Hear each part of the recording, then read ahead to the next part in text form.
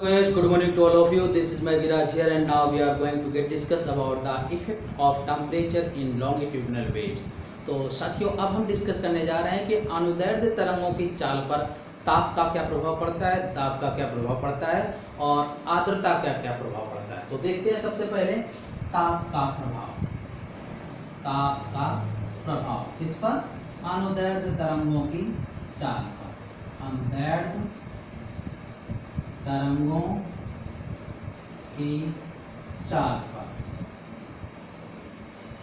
ताप का क्या प्रभाव होता है। तो देखिएगा, हम जानते हैं कि V under root gamma P upon D, जबकि PV nRT यानी W अपॉन mRT ये होता है आदर्श गैस समीकरण के लिए होता है।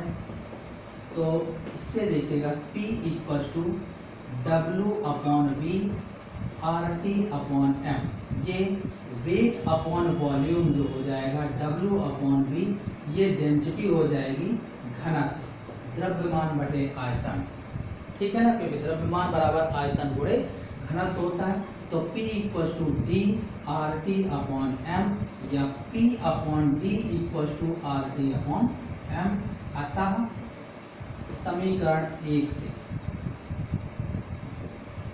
से देखिएगा V gamma RT upon M, इससे क्या स्पष्ट हुआ कि V inverse V directly proportional to the square root of temperature. Okay, यानी ताप के समानुपाती है, लेकिन कैसे? वर्गमूल के। तो अगर यहाँ से ये चीज प्रूफ हुई कि ताप बढ़ाते हैं तो अनुदैर्ध्य तरंगों की चाल में वृद्धि होगी। अब कितनी वृद्धि होगी ये इसके आगे डिस्कस करेंगे। तो देखिएगा PV W by m RT, ये nRT होता है, number of moles weight upon molecular weight. तो ये रख दिया, V को इधर ले आए, W upon V RT upon m, W by V ये हो जाएगा घनत्व, तो D को इधर ले आए, तो P by D की वैल्यू रख दिया समीकरण 1 में, तो ये RT by m, यानी V directly proportional to square root of temperature, यानी ताप के वर्गमूल के समानुपाती है। अर्थात जब ताप में वृद्धि होगी तो अनुदैर्ध्य तरंग की चाल में जरूर वृद्धि होगी। अब कितनी वृद्धि होगी, इसके लिए हम अगला सूत्र देखिएगा, V gamma RT upon M, ये इस सूत्र से जब T 0 डिग्री सेल्सियस हो तो V नॉट लिखेंगे इसको, gamma R 0 plus 273 upon M, पहला समीकरण आ जाएगा। जब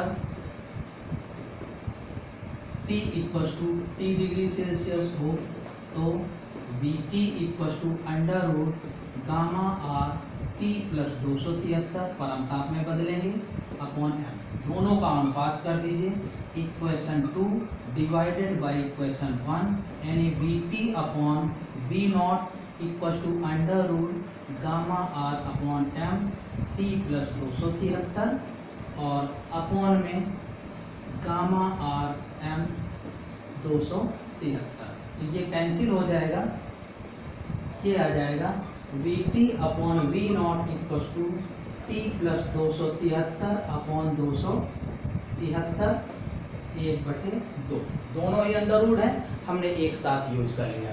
देखिए ये बन जाएगा T upon 273 plus 273 upon 273 1 VT और V नॉट इधर कर दीजिए, तो VT V नॉट, और इसको हम 1 प्लस T बाई 273 पावर 1/2 लिख सकते हैं, और इसका हम प्रसार करेंगे 1 प्लस x की घात में n से, द्विपद में 1 प्लस nx होता है। तो VT V not 1 plus 1/2 into T upon 273, तो VT V not plus V not upon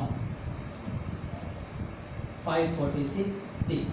देखिएगा सामान्यतः V नॉट का मान जो था 0 डिग्री सेल्सियस पर वायु में ध्वनि की चाल जो थी वो 330 मीटर प्रति सेकंड न्यूटन ने सॉल्व किया था। तो देखिएगा यहाँ पर एक बार रिपीट कर रहे हैं, इस सूत्र से टी का मान जब 0 रखेंगे तो ये आ जाएगा, और जब स्मॉल टी डिग्री सेल्सियस रखेंगे तो ये आएगा। केल्विन में बदल करके हमने मान हल किए हैं। 2 में 1 से डिवाइड कर दिया तो ये आया। इसका हमने अलग अलग ब्रेक कर दिया तो t/2 73 + 1 पावर 1/2, या हम इसको इस तरह लिख देंगे द्विपद प्रमेय के रूप में 1 + x के फॉर्म में, और इससे हमने प्रसार कर दिया तो ये आ जाएगा। अब हम इसको जब सॉल्व करेंगे तो Vt = V0 + 0.61t आ जाएगा। अर्थात ये पद अगर V0/546 देखें अर्थात 330 होती है, 0 डिग्री पर चाल 500 से ये 46, तो इसका मान आ जाएगा 0.61, यानी ये सूत्र आएगा Vt = V0 + 0.61t।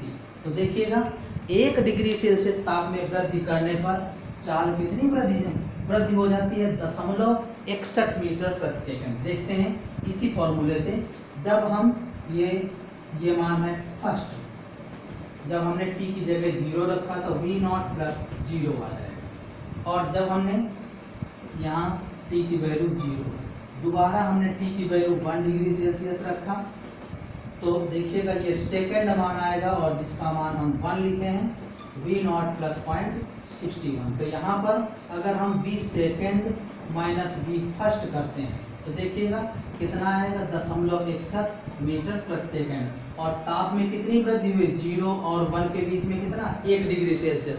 तो ये सिद्ध हुआ कि अगर ताप में वृद्धि 1 डिग्री सेल्सियस करते हैं तो चाल, अनुदैर्ध्य तरंगों की चाल कितनी वृद्धि हो जाती है? 0.61 मीटर प्रति सेकंड की वृद्धि होती है। तो ये संबंध इस चीज को दर्शाता है। अब देखते हैं दाब का प्रभाव। तो दाब का प्रभाव देखिएगा V = √γp/d और γ/RT/m, जहां हमने हल किया है P/d = RT/m। तो यदि T नियत हो जाए तो RT/m एक कांस्टेंट वैल्यू अर्थात पूरी नियत मान ही हो जाएगा। तो इसमें कुछ परिवर्तन वाला नहीं होगा। क्यों?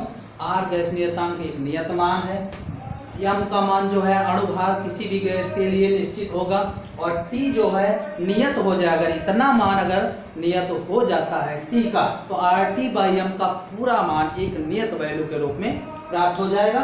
और जब ये नियत हो जाएगा RT/m, तो RT/m किसके बराबर है? P/d के, अर्थात दाब का कोई प्रभाव नहीं रहेगा, क्योंकि P/d क्या हो जाएगा?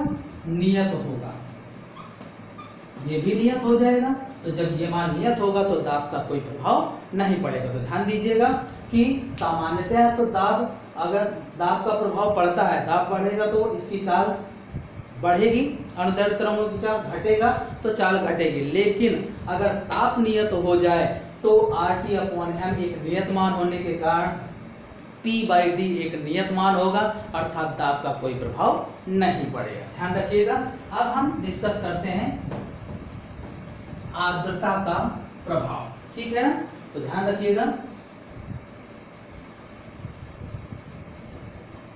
आर्द्रता का प्रभाव। तो इसके लिए D जो होती है, ठीक है, घनत्व तो है ये आर्द्र वायु की। ध्यान दीजिएगा, आर्द्र वायु का जो घनत्व होता है वो लेस देन होता है D शुष्क वायु से। क्लियर?